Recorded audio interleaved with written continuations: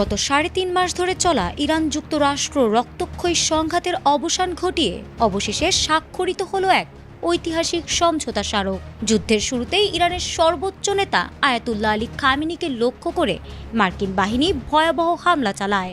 সেই হামলায় খামেনি সহ ইরানের বহু বাঘা শীর্ষ সামরিক ও রাজনৈতিক নেতা নিহত হন।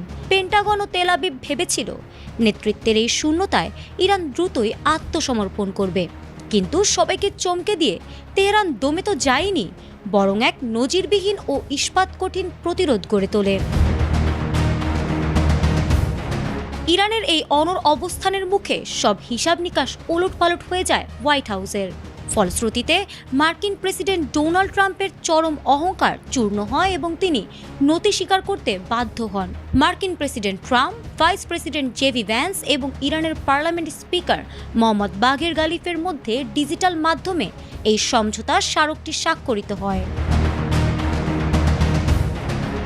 এই শান্তি প্রক্রিয়া ভেস্তে দিতে শেষ মুহূর্তে বড় ধরনের বাগড়া বসান ইসরায়েলি প্রধানমন্ত্রী বেনিয়ামিন নেতানিয়াহু। মার্কিন ইরান চুক্তি সম্পন্ন হওয়ার খবর আসতেই ক্ষুব্ধ নেতানিয়াহু সাফ জানিয়ে দেন, প্রেসিডেন্ট ট্রাম্পের সাথে আমাদের সবসময় একমত হওয়ার সুযোগ নেই, আমাদের লড়াই এখনো শেষ হয়নি। সঠিক প্যাড আর সঠিক তথ্য দিয়ে এসব সামলে নিব এক হয়ে। Mona Lisa sanitary napkin. লেবানন থেকে ইসরায়েলি সেনা প্রত্যাহার না করার এবং এককভাবে ইরানের ওপর হামলা চালিয়ে যাওয়ার হুমকি দিয়ে তিনি এই চুক্তিতে বাধা দেওয়ার আপ্রাণ চেষ্টা করেন।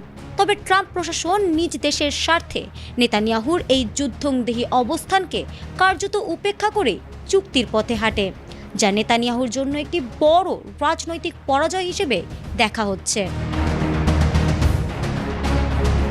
এই চুক্তির ফলে আগামী শুক্রবারের মধ্যে কৌশলগতভাবে গুরুত্বপূর্ণ হরমুজ প্রণালী বাণিজ্যিক জাহাজের জন্য সম্পূর্ণ উন্মুক্ত করে দেওয়া হচ্ছে। এর ফলে বিশ্ববাজারে জ্বালানি তেলের সরবরাহ স্বাভাবিক হবে এবং তেলের আকাশচুম্বী দাম এক ধাক্কায় কমে আসবে। বিশ্ববাজারের এই ইতিবাচক প্রভাব সরাসরি পড়বে বাংলাদেশের অর্থনীতিতেও। তেলের দাম কমলে বাংলাদেশের জ্বালানি আমদানি ব্যয় উল্লেখযোগ্যভাবে হ্রাস পাবে, যা দেশের ডলার সংকট কাটাতে এবং অভ্যন্তরীণ মূল্যস্ফীতি নিয়ন্ত্রণে অত্যন্ত কার্যকরী ভূমিকা রাখবে।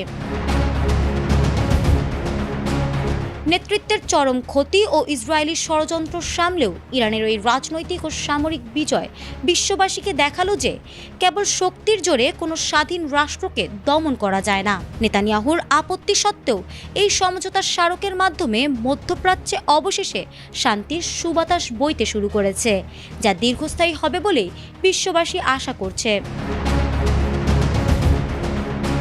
ফারহানা হক, এটিএন বাংলা।